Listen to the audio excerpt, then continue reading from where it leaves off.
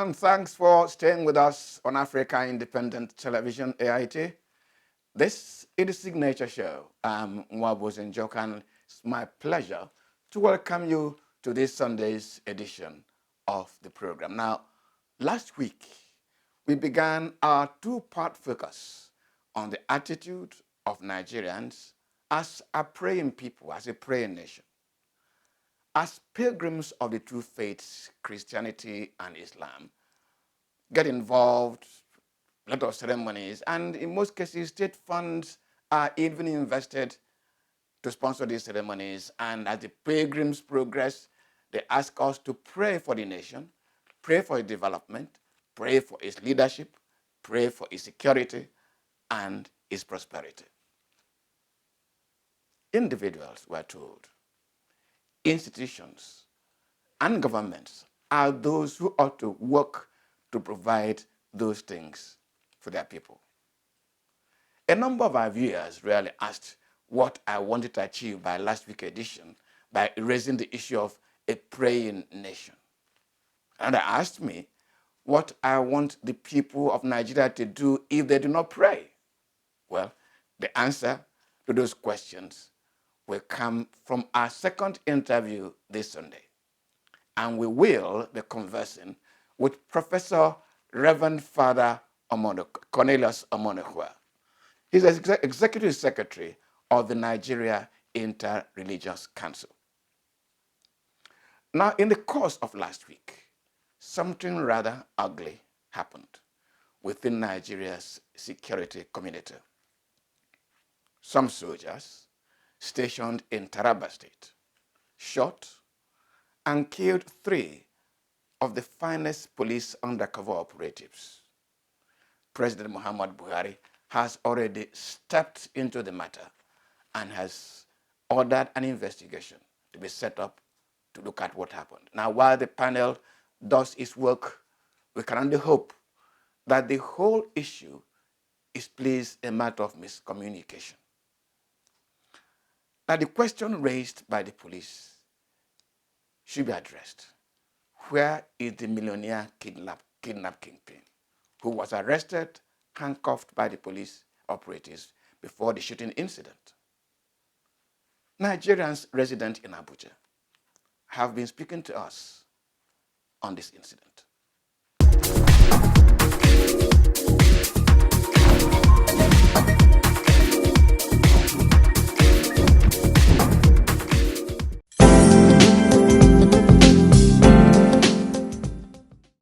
If the commissioner of police said he was not informed,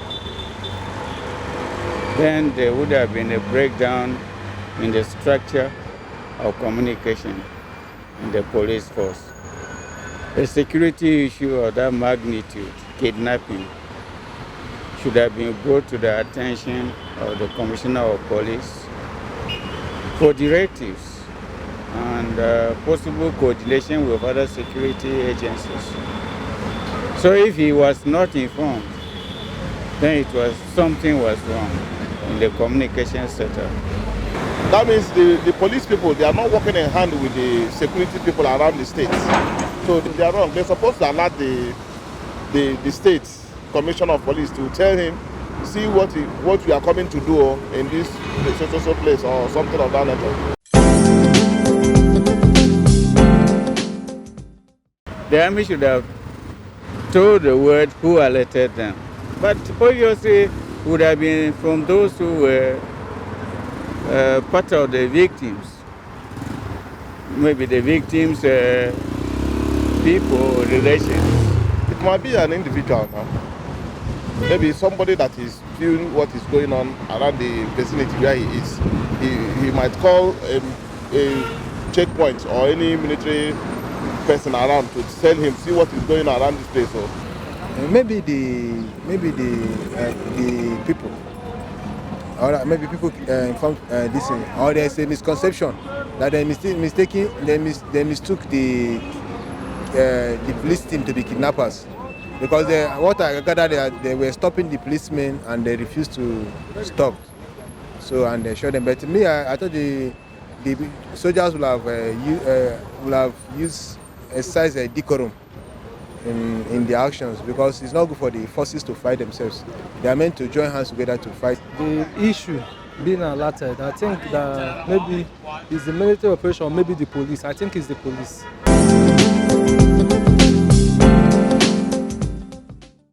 You know, in terms of training, some people are well trained more than some others. The military, the training they give to military people is not the training they give the police people. They are different trainings, and even in tactics of arresting people, is a different tactics that the two of them use. I don't think so, because when there is a shootout, you are firing and firing, so somebody, both sides must be injured. There will be, definitely. Definitely. And it will defeat the aim of securing the country. Because instead of them fighting the criminals, now they're not fighting themselves. But it depends on who was shooting who. If the army was shooting and the police was not shooting, it's possible. If the army was shooting and the police were shooting, it means the army has maximum. It shows something is drastically wrong. If the guy was in handcuff, who released the handcuff? Was it the soldiers or who? So something is wrong. There is a total failure in the synergy in the security forces or agencies. I wouldn't say here exactly who released the armed robber, but those who were there maybe trying to release him handcuffed him. All of us know that sometimes all these big people are working with all those people, so-called kidnappers or whatever they are. Even some of these big people are planting the people that is kidnapping people in this country in the name of spoiling government or causing trouble into the government. That's what I have to say in this. There is a foul play. Because because it's a confusing scenario.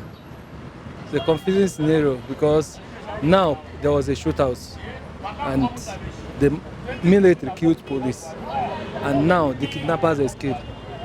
There's something fishy. There is a kind of confusion there. My opinion is that he's the bone of contention. They ought not have released him. The police will have joined hand. Only that there was no proper. There is a gap in communication between the police and soldiers.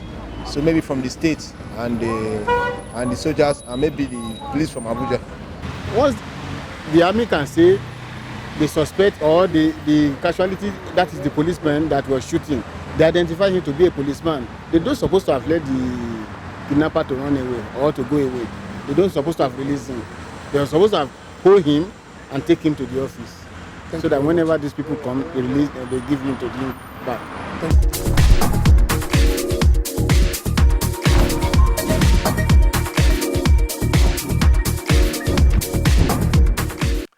Also, in the course of last week, the Department of State Security, DSS, arrested and detained Omoyele Sowore, publisher of Sahara Reporters.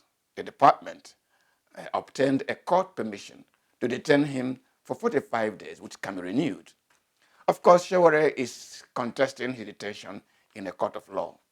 But somehow, DSS have made the man Ghana, who couldn't garner more than 300,000 votes in the last election, to become a national issue. The DSS said Sowore and those who were organizing the Revolution Now protests were trying to force a regime change. Maybe DSS has more information, of course, outside the posts by that group, because Sowore and his co-organizers could not have brought down a local government chairman. I can tell you that. But today, the world is using his detention to gauge the level of tolerance of the Nigerian government to dissent. Now, extreme conclusions like making Sowore out as the symbol of an open society, and it hurts our psyche as Nigerians. it hurts the image of our democracy. I think really it may have paid better dividends had their noise been ignored, the activities monitored, and those who know better then respond appropriately if there's anything incriminating found about what they're doing. That way, we can build a more civil and more civilized democracy. But the way it is going, he's not a hero. Now, as we said at the beginning of this program today, we will bring you the concluding part of our interviews on going beyond prayer to taking action. But before that interview, please join us to watch this small clip. I'm Buddhist. In my daily practice, some prayer also there, but I do not believe prayer brings a peaceful society, peaceful world. 1,000 years we pray, nothing happened. So now we should be realistic. I often used to telling people, if we have an opportunity seeing Jesus Christ and Buddha, ask them, please bring peace on this planet. Then certainly they will say, who creates violence? If violence created by God, then, oh yes, relevant to appeal God. But violence we created. So I think certainly Buddha and Jesus Christ, I think, tell us, oh, you create a problem. So it is your responsibility to solve this.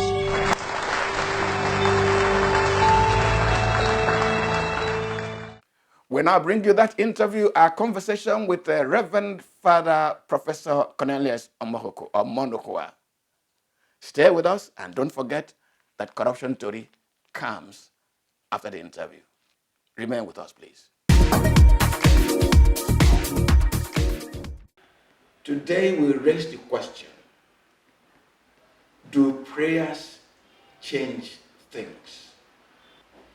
And this afternoon we have in conversation Reverend Father Professor Cornelius.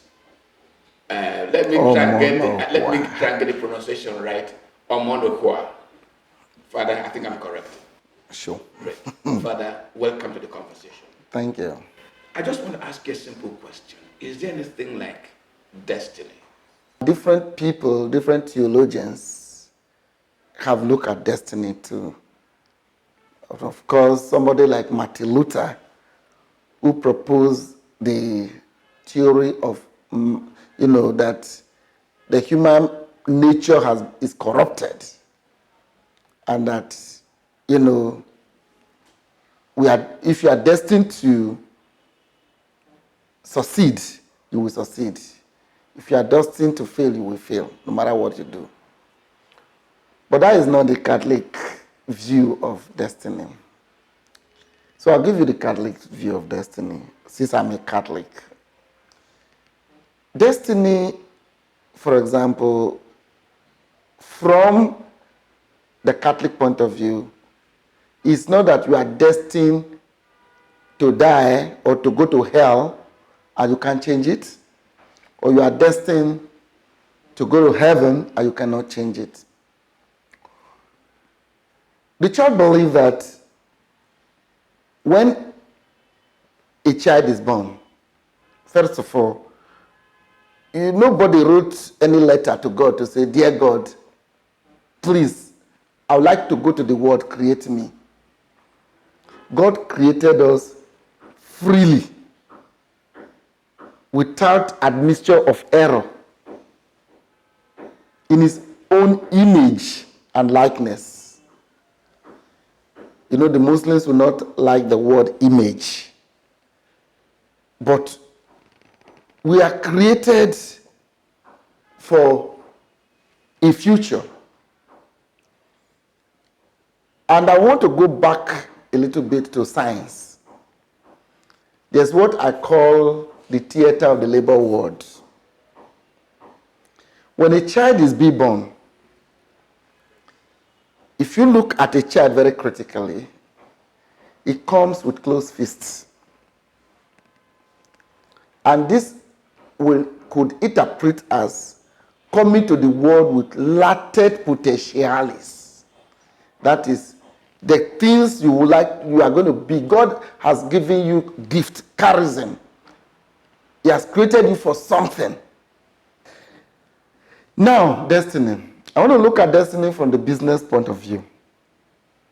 In every management, there is what they call the vision, the mission, the specific objectives. In other words, to be a successful businessman, and you have to develop human resource. So in human resource management, first of all, you find out what does this company want to achieve? Where are we going? In this case, vision will be a destiny. Father, let me interject here. That is a human activity. It Yes. doesn't seem to follow the line of predetermined cause or predetermined end, which is what destiny dictionary definition is. Is there destiny in the affairs of men? If you listen to me, I'm coming to where the question. Just you will need some patience. So now, the vision. I was talking about a business going to a vision. Yes. That did because who is God? What is God? How does God operate? God does not operate in the vacuum. God operates through human agents. That is the truth. God operates through human agents. And God has given us freedom. And in that freedom, we now carry out that mission, which will lead us to revision. Now, to come to your question, the destiny of human beings in the context of religion is clearly captured in the Catechism of the Catholic Church. Who made you? God made me. Why did God make you? God made me to love him, to serve him, and to be happy with him in the next world. The destiny of every human being is to be happy with God on the last day. God did not create anybody to condemn him. And the destiny of the human person is also captured in Islam. For example, the Surah Al-Fatiha. Bismillahirrahmanirrahim. Alhamdulillah Rabbil Alamin. Maliki yawmiddin. Iyyaka na'budu wa iyyaka nasta'in. Ihdina sirata mustaqim. Sirata ladzina an'amta alaihim ghayril maghdubi alaihim waladdallin. Amen. What is he saying? First of all, the Muslims recognize that in the name of God, most merciful, compassionate, and he ends the Surah Al-Fatiha with that God should lead us according to the way of those who have walked the right path. And this way of those who have walked the right path is the way that leads to happiness. So the destiny of human beings is salvation. Whatever you do in this world, if it does not lead you to that end, then you have missed your destiny. In Etakol, we say, I'm your no gbe no do ye o. I'm your no gbe no do ye o. That is, nobody walk in this world and go to the grave with your money, with your houses, with your cars. We came to this world empty-handed and we are going empty-handed. So in brief, destiny is not masa damnata. Destiny is that every human being has been destined to meet God on the last day. And that is the purpose why God created us. Not to destroy us, but to save us so that we can be with him. Exitus reditus. What goes around comes around. Yes, but Prof, if in the current religious Christian religious lingo, even in political discussions today, Yeah. you keep hearing that word, destiny. We are destined to be a great nation. Good. We are destined to be successful. Claim your destiny. And I go back to the dictionary meaning that I saw. Predetermined cause or end. Predetermined. Prof, permit me to ask, this destiny really, is it a divine order or a human construct? Good. First, if God created you, for example, Njoku, God has made you, and God has a plan for you that you are going to be a medical doctor when you grow up. Your parents send you to school. Your parents prepare everything available for you. And you are on the right course. Nobody can stop you. Only one person can stop you. It is only you who can stop yourself. Let us assume in your process of growth, you now decide to start smoking Idiahem. You start to sleep, eat, drink, womanize. You are not ready. Will you be a medical doctor? But the fact is that it's not that God has redirected your destiny. No. You decided because God made you in freedom, you have acted in freedom. And that is why to God is not the one who casts people into hell. To go to hell means non-servitude. That is, you decide that I'm not going to serve God. I want to be on the side of the evil one. Now, Nigeria is destined to be a great nation. And that is true. And Nigeria is still great too, whether you like it or not too. Travel to other African countries. Do you know that if you can give light, power generation to Nigeria, we can do anything. Some people will say we have bad leadership. Okay. And here is my definition of bad leadership from the home. Today, we are having very bad parents, very, very terrible parents. When we were growing up, we had what they call the Moonlight Series. Before I finished primary school, my mother and my father had told me everything about myself. The way I was conceived, the way I was born, the things that surrounded me. My mother told me. My mother told me her condition in life. So when I was in primary school, secondary school, what was my motivating factor? My drive was, I want to become a man, to come back and take care of my parents. Even as a student, I could work, do pastoral work, go to farm to get money to buy phone for my mother.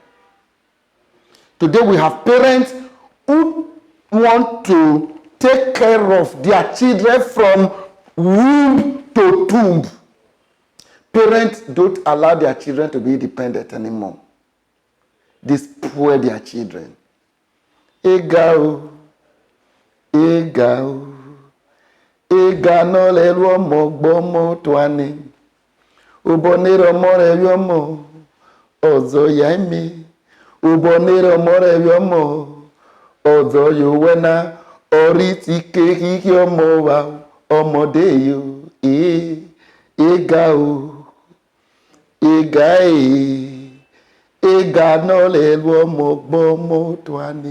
what am I saying? I too suffer. I suffered as a young man. My children will never suffer. Then the children grow up to become rotten eggs. So we had change in our value system. And that is why today, what do we need? to get to that destiny of Nigeria, great nation. Dora Akunyele wanted to rebrand Nigeria. He died without achieving that goal or without reaching that goal. So, we should stop blaming the political leadership alone. Parents have failed in parenting.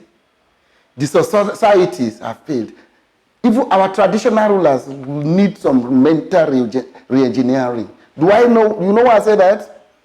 These are the custodians of our culture, custom, that which bring us together. And the greatest value the African has that no other nation can have is the value of community. Can a person, can a society, can a nation understand, work on, and actualize their destiny? Yes, we can. And that is where I'm going now. Understanding it. Yes. Now. Following it. Yeah. And actualizing it. Yes. Nigeria. Now,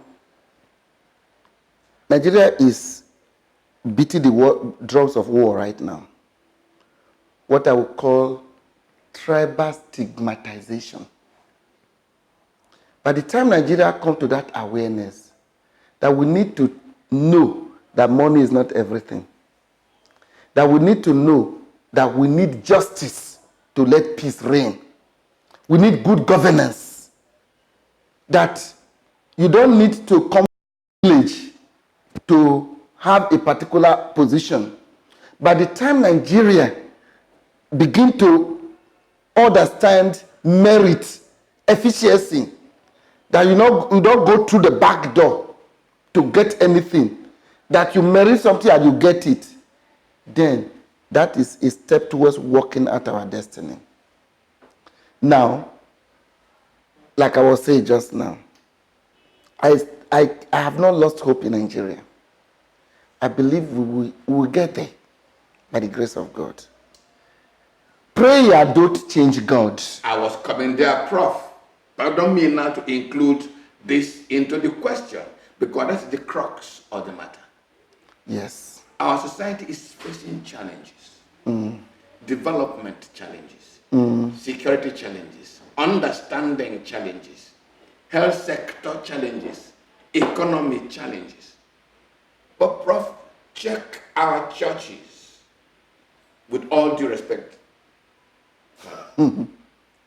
Every church today is praying fervently that God should change the course, the wrong course in the movement of this country.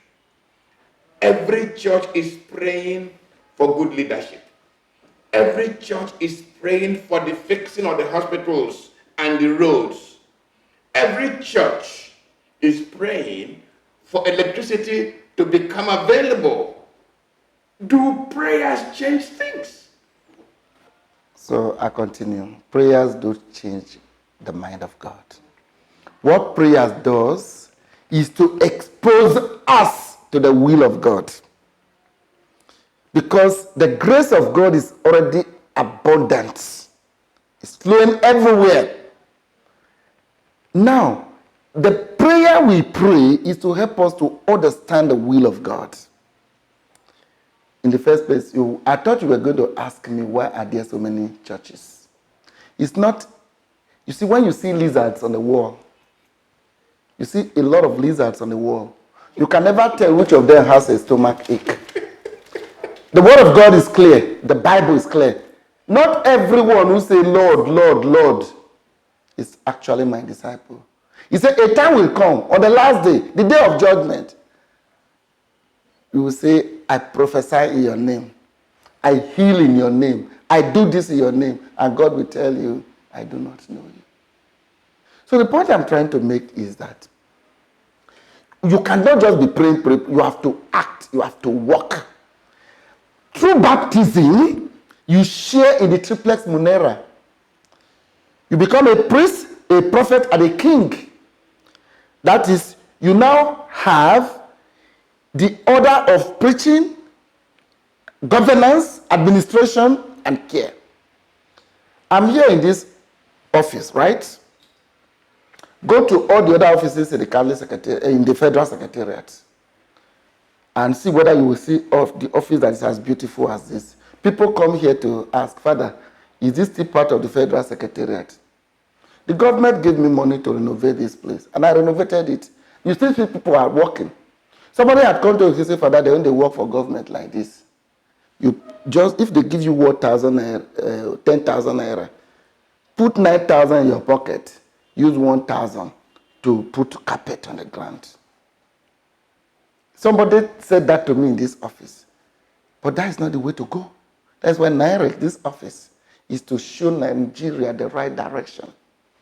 If you are an engineer, a civil engineer, the government has given you a contract. Tie this road from Abuja to Suleja. You don't need President Buhari to come and start flogging you to do it. Or prayer to get. Or to go and be praying, God tie this road. No, you are an engineer. Use your brain, use your skill. Why is it that Nigeria bring in expatriates to come and do, even to get even in the field of football, they want an expatriate to come and be a referee. I mean a coach. Because we don't trust in ourselves. The first time I saw the bridge that was designed in Atlanta by a Nigerian, I said, oh my God. I have a friend in Atlanta. He has a construction company. It's an Igbo man like you. And I don't want to make sure his name here for security reasons.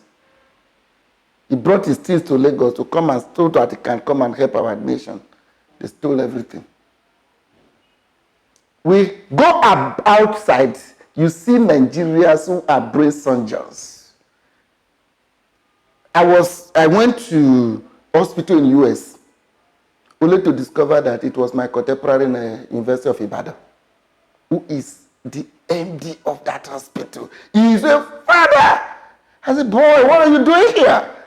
He said, well, I've been here for the past 1 year, then I'll go home. You know, the black man has a way of speaking English in America. So, it is not, prayer is necessary, but we can pray that you, who is a doctor, because the slogan of doctor is, we care, but God heals. So we pray that God will enlighten your heart and mind so that you will not forget the forceps in somebody's stomach.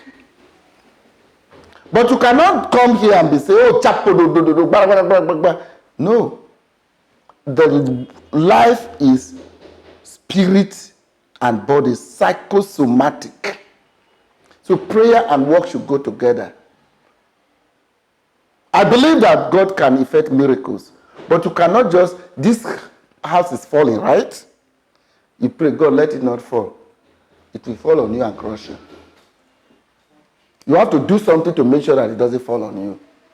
I come to this place, I discovered that, this chair, something has broken. I say, well, God, please, so I see that this chair is broken. I want to sit on this chair. Grant that it may not collapse. My friend, you are committing suicide. First of all, fix that chair. Then God will hear your prayer. So we are the answer to the prayer that we say through our efficiency, dedication, work, and commitment to duty. The Bible says, those who don't work, let them not eat. It didn't say those who do not pray, let them not eat. Those who cannot walk, then don't eat. That's what St. Paul told the people. So it is good to pray. And again, many Nigerians are not willing to make sacrifice. Everything you do, you look for money. That is the problem we are having in this country. Nobody is ready to lay down his life for this nation. You know what led to the Renaissance in Europe? After Europe had been fighting war for over 100 years, they said, no, it's enough.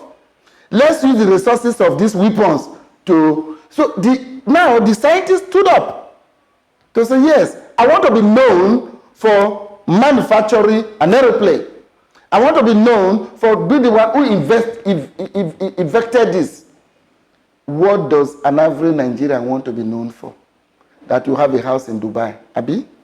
that you have so much money in Swiss bank, that you have go to some countries in this country, when you see the houses of Nigeria that are dilapidating, one day in Turkey, they showed me the list of Nigerians who patronize their hospitals. Why can't we fix our hospitals? Is it a sin that other people should come in here? We are praying, Is it? How was Ahmadu Bello University built? Was it with oil money? The pyramids of the north. Was it with the prayer? It was not the prayer. University of Ibadan, how was it built? Yusuka, how was it built? Nigeria was 10 Nigerians to go and build 10 mainline bridge today. Human beings use brain for all those work. Or the Onitsha Asaba Bridge. Nigeria is so gifted. Natural resources, we have it. Human resources, we have it. And I want to round up this point. A black American did a retreat for us when I was newly ordained a priest. He said, if you ask every American, take your trouser and shirt, go to Nigeria. Then you tell every Nigerian, take a trouser and shirt and go to America. He said, give the 1 year. Nigeria will become impoverished like Nigeria, and this Nigeria will become a first world country like America. The thing is that we are consumeristic. I'm making a little orchard in my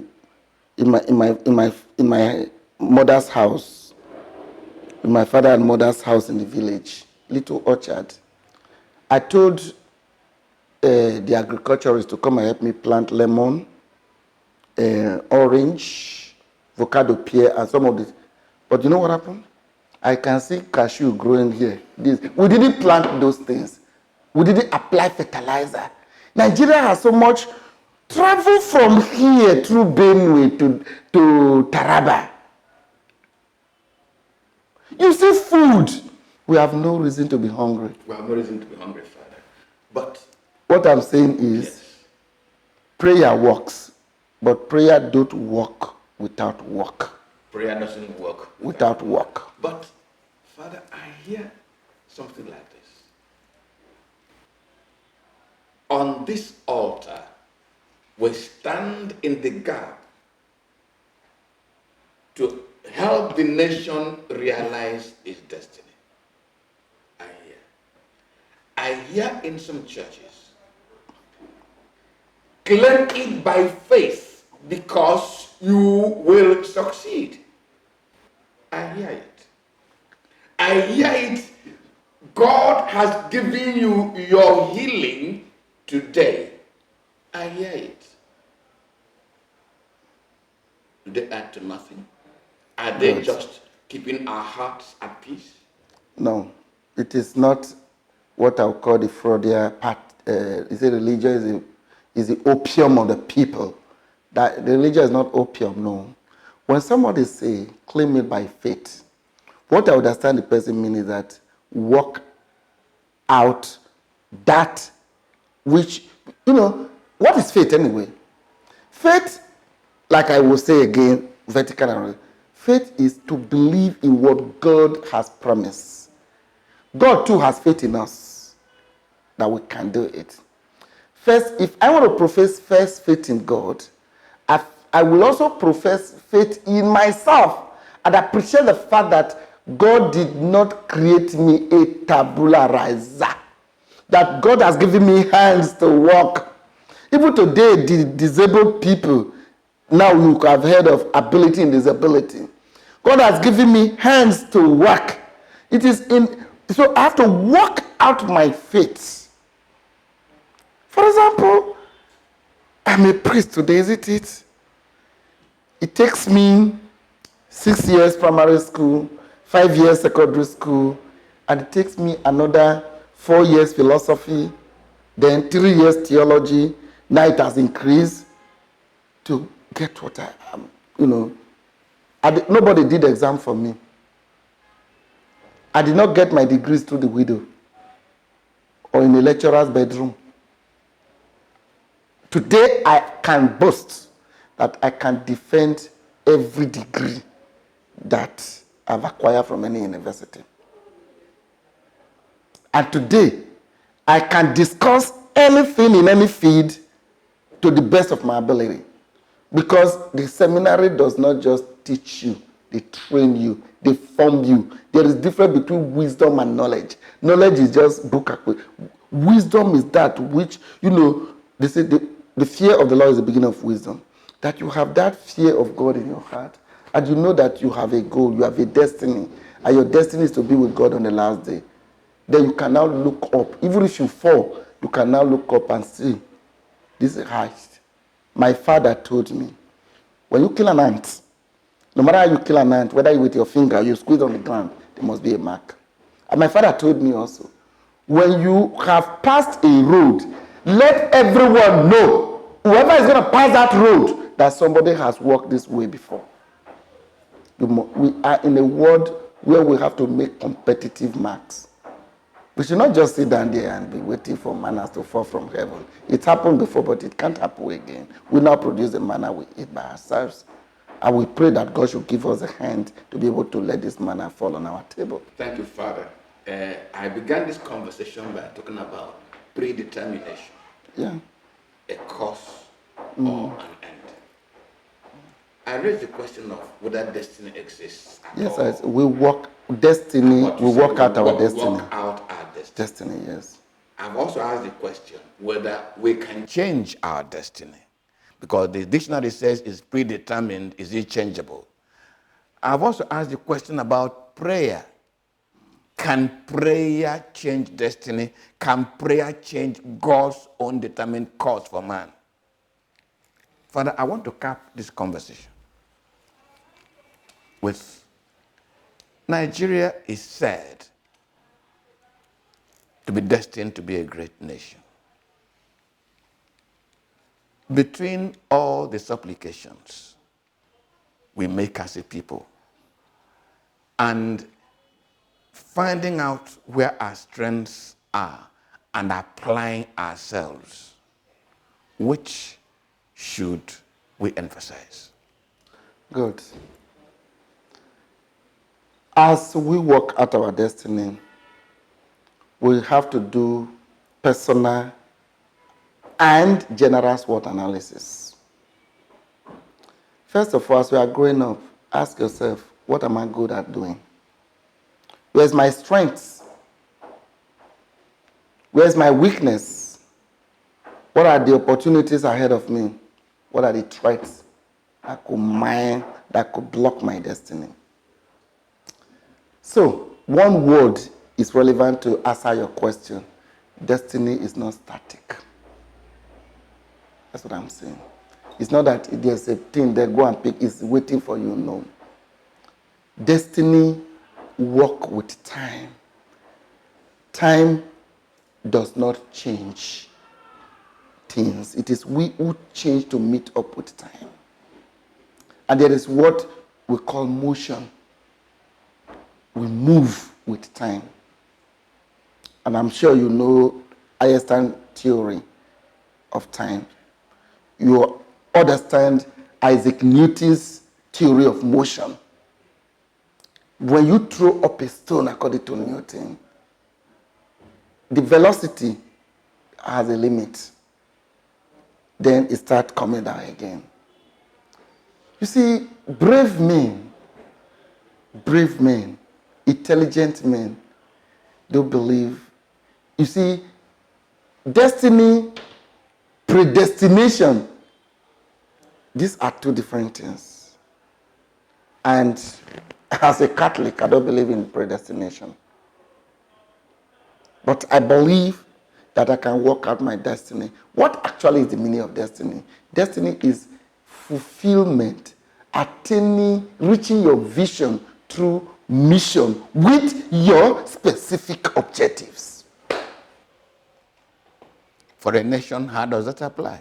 How does that apply? First of all, in every nation there's a division of labor. We have those in the ministry, parastatals, we have engineers, those in the private industry. In a nation, when we have change of attitude, change of orientation, change of values, then we work out our common purpose. First of all, you ask yourself, what can I do to Nigeria to make Nigeria great? Kennedy once said, look for what you can do for America, not what America can do for you. So by the time all of us are now looking for common interests, then we are now proud of our green passports, where we can now go anywhere to say and beat my chest and say, I'm a Nigerian. If we agree to become Nigerians before I become Igbo, Hausa, Yoruba, Fulani, Efik, Ibibio, Idoma, Tiv, if we put Nigeria as a priority, then we now discover that the syndrome of ethnicity and religiosity will not play into our collective objective. Then we will get there. Then we get to our destiny. Well, in the past almost 35, 40 minutes, I've been conversing with Father Professor Cornelius Omonohua. We're not splitting hairs, really. We're addressing a fundamental issue. Nigeria and its potentials and where it ought to be. Relationship between work and assumed cause and end of things. Some say it is destiny. Father says, man works out his destiny. So even as we pray, even as we say we belong as God's children, we have an input to make in what our nation eventually becomes. On your behalf and on my own behalf, I'm enriched. Let me thank Father Professor Cornelius Omonohua. Father, thank you very much for this conversation. You're welcome. Thank you. I hope we can have you one more time when we come back to you. I'm always there for you.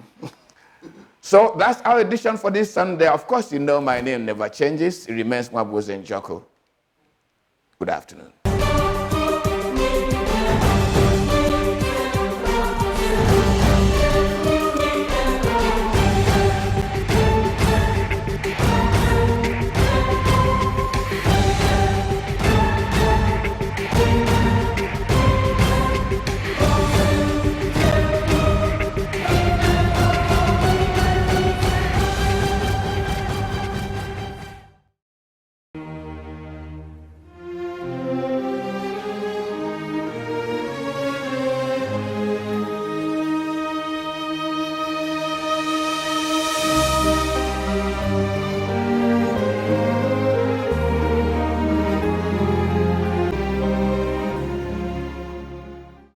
Una welcome to another corruption tori this Sunday. Shebi una kuku sabi say e no get any kind corruption wey dey good.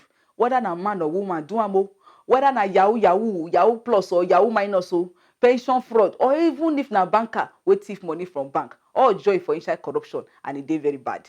Abeg make una join me for today tori. My name na Ufoma Eguriasi. People dey yarn say woman heart soft pass man own. Na true be that? Well, our corruption tori today dey shine light put for one woman wey be banker before wey come decide say e wan thief money from the bank when e dey work. Now, instead make she dey calculate money with designer suit or okrika shoe, anyone wey she like, e don kuku knack prisoners asebi, dey learn repentance for prison yard. As we dey talk so, e balance for inside prison. Abeg, make we see how Loretta Abaye land for Kano prison.